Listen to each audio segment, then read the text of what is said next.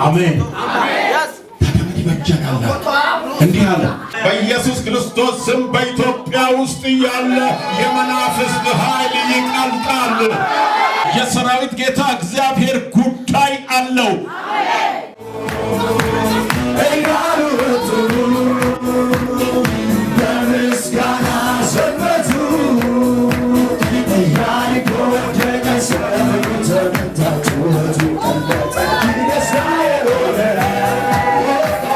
አዲስ ትውልድ፣ ኃይለኛ ትውልድ፣ ተዋጊ ትውልድ፣ ኃያል ትውልድ። ሃሌሉያ ሃሌሉያ ሃሌሉያ ሃሌሉያ።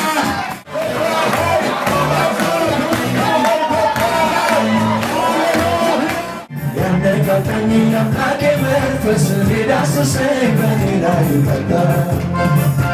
እግዚአብሔር ስም ዋጋም የለውም በሰዎች አፍ የተባለ ሰው አይገርምም ወይ በቸርነቱ ለዚህ ክብር ጌታ ሲያበቃው።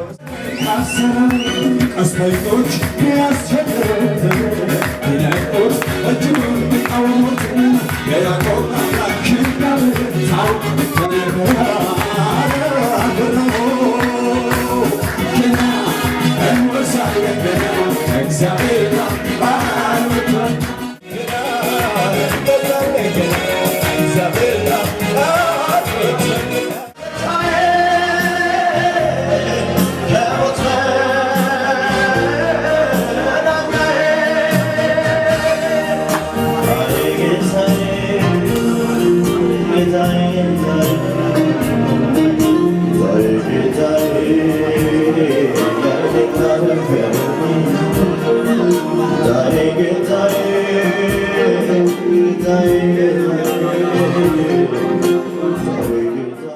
ችግሮቻችንን ትተን ምክንያት አልፈልግም አንተ ለማመስገን ምክንያቴን ትቼ ሰበቤን ትቼ ላንተ ዘምራለሁ እንላለን። ሃሌሉያ።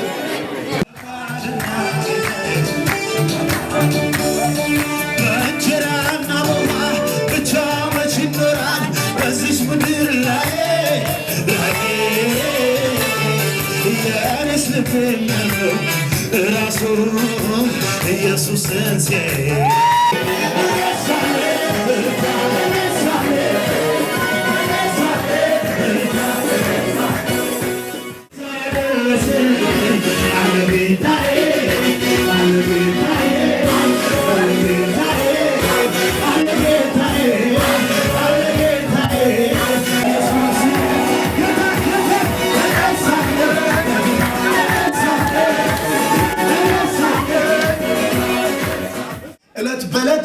በእግዚአብሔር ፍቃድ ላይ ራሳቸውን ወይም ደግሞ በእግዚአብሔር ሐሳብ ላይ ራሳቸውን የሚያስቀምጡ እለት በእለት የእግዚአብሔርን ሐሳብ የሚፈልጉ እለት በእለት በእግዚአብሔር ፍቃድና በእግዚአብሔር አገዛዝ ውስጥ የሚኖሩ ምናልባት ስተው እንኳን ቢሆን ልክ እንደ ዳዊት አቤቱ መርምር፣ አቤቱ ፈትነኝ፣ እወቀኝ፣ በውስጤም ደግሞ በደልን ኃጢአትን ካገኘ ምን አድርገኝ አሳየኝ የሚሉ ሁሉ ጊዜ ህይወታቸው የመታደስ ህይወት ይሆን፣ ህይወታቸው የመመለስ ህይወት ይሆን።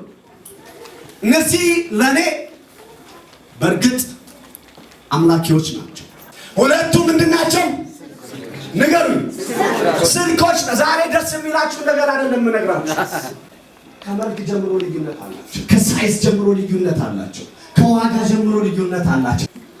ግን ፉሊ 100% ራሳችንን ለእግዚአብሔር ሐሳብ ማስገዛት ስላቃተን አይፎኑም የደረሰበት ንጽጽራዊ ህይወት ላይ መድረሳበት ነው። ተግባባናል? ምኑ የደረሰበት?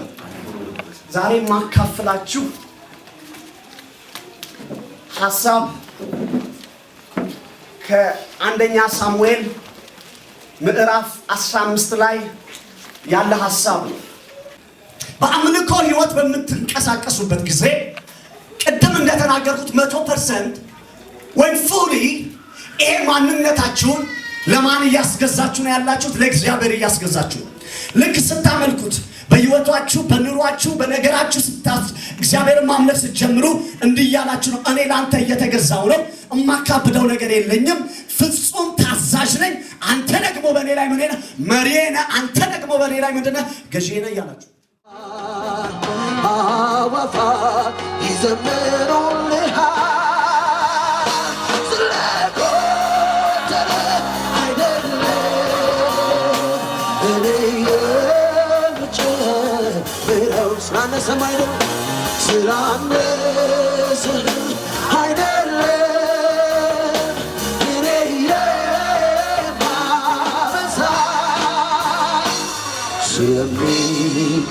ስለሚገባህና ስለተገባ ነው ስለሚገባህና ስለተገባ እጆቻችሁን ከፍ አድርጉ። አባቴ እባርከዋለሁ ስለ ስሙ ቅኔ እቀኛለሁ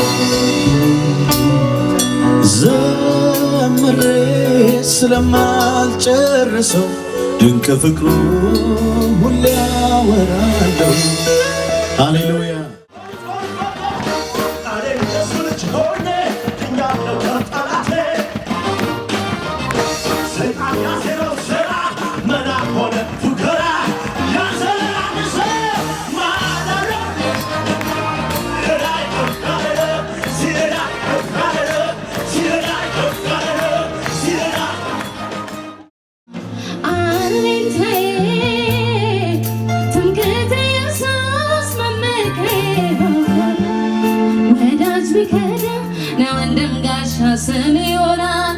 ስሜ ይሆናል ለነፍስ መሸሻ። ራሱን ሰዎች ሊቀበሉት መንገድ ሰዎች ሊያገኙት በሚችሉት መንገድ ሊያካፍል ፈለገ። ስለዚህ እኛ ገና ብለን በምናከብረው ስርዓት ጌታችን ኢየሱስ ክርስቶስ ተወለደልን። እንኳን አደረሳችሁ። ተመስገን ተመስገን ተመስገን ጌታ ሆይ ለዚህ ያደረስከን አንተ አይደለህም አንተ አይደለህም ስላስደነቀን አስደነቀን። አሁንም ቀስ ባለ ድምፅ መለውናታ